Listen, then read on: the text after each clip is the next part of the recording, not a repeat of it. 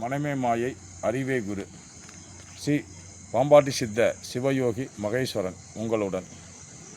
இந்த வில்வத்தை சிவபெருமானுக்கு வைத்து படைப்பதின் ஒரு அற்புதம். அதாவது இந்த வில்வ இலையை அர்ச்சனை பண்ணும்போது ஒரு பாடல் வரிகள், ஆதியும் அந்தமுமாய் வெள்ளையும் சிகப்புமாய் சொல்லி இந்த வில்வத்தை அர்ச்சனை பண்ணுறோம். ஏன் ஆதியும் அந்தமுமாய்னா, இது அணுக்களை பற்றி ஒரு விஷயம். நம் உடலில் இருக்கும் சிவப்பணுக்கள் வெள்ளை அணுக்கள் கூடுதல் குறைவாகும் போது அது சம்பந்தப்பட்டமான நோய் வருகிறது. இந்த வெள்ளை அணுக்களும் சிவப்பணுக்களும் சமமாக இருப்பது தான் சிவன் சக்தி, சிவனிலையில் சக்தி இல்லை.